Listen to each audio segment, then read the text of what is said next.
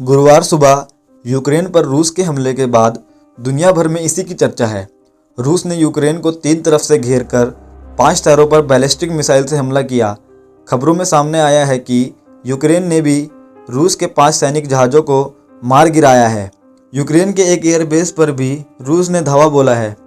पूरी तरह से युद्ध में तब्दील हुआ आखिर यह विवाद शुरू कहां से हुआ और अमेरिका और संयुक्त राष्ट्र के प्रतिबंध नाकाम क्यों रहे? आइए जानते हैं क्या है इस युद्ध का कारण। यूक्रेन के नेटो में शामिल होने को माना जा रहा है युद्ध की वजह।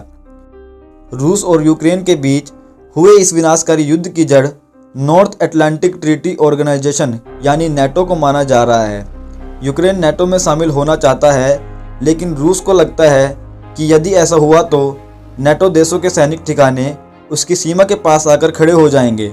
यही नहीं, यूक्रेन नेटो में शामिल होता है तो नेटो में शामिल सभी देश उसकी सुरक्षा के लिए तैयार रहेंगे।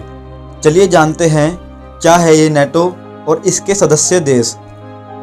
The North Atlantic Treaty Organisation यानी नेटो एक अंतर्राष्ट्रीय संगठन है जो 1949 में 28 यूरोपीय देशों और 2 उत्तरी अमेरिकी देशों के बीच बनाया गया था। नेटो का उद्देश्य राजनीतिक और सैन्य साधनों के माध्यम से अपने सदस्य देशों को स्वतंत्रता और सुरक्षा की गारंटी देना है और रक्षा और सुरक्षा संबंधी मुद्दों पर सहयोग के माध्यम से देशों के बीच संघर्ष को रोकना है। इसे दूसरे विश्व युद्ध के बाद 1949 में बनाया गया था। नेटो काम कैसे करता है? नेटो कहता है कि नेटो के किसी भी एक देश पर आक्रमण पूरे संगठन पर आक्रमण होगा, यानी किसी भी एक देश पर आक्रमण हुआ तो उस आक्रमण का जवाब नेटो के सभी देश देंगे। नेटो की अपनी कोई सेना या अन्य कोई रक्षा सूत्र नहीं है, बल्कि नेटो के सभी सदस्य देश म्यूचुअल अंडरस्टैंडिंग के आधार पर अपनी अपनी सेनाओं के साथ योगदान देंगे। ये ध्यान रखने योग्य बात है कि केवल नेटो के सदस्य देश ही उसके संरक्षण का लाभ ले सकते हैं। अन्य देश जो नेटो के सदस्य नहीं हैं, उनके प्रति नेटो की कोई जवाबदेही नहीं होगी। इसके साथ ही अन्य विशेष बात यह भी है कि नेटो अपने सदस्य देशों पर होने वाली भारी आक्रमण से बचाव करता है, लेकिन यदि किसी सदस्य देश में सिविल या कोई अन्य वार होता है तो नेटो की उसमें कोई भागीदारी नहीं होगी।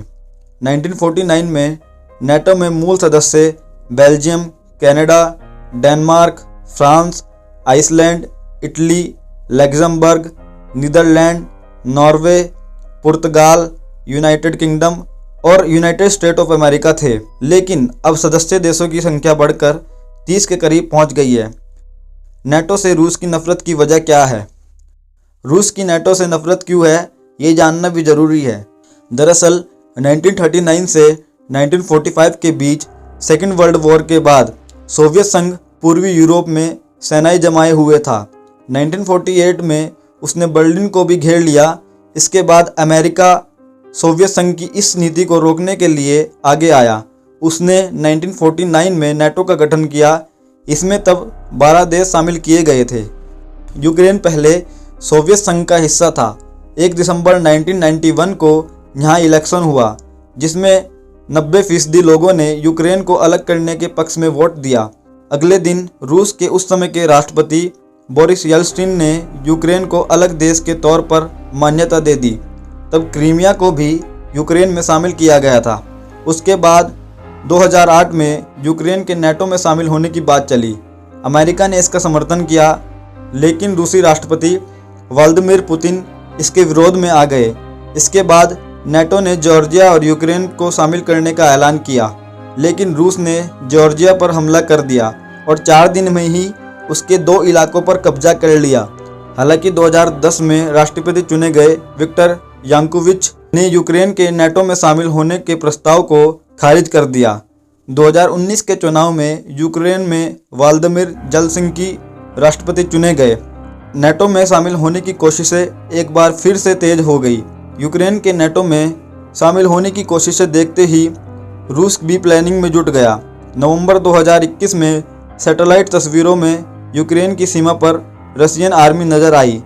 तब से दोनों देश के बीच कोल्ड वार जारी था, जो आखिरकार अब युद्ध में तब्दील हो गया है।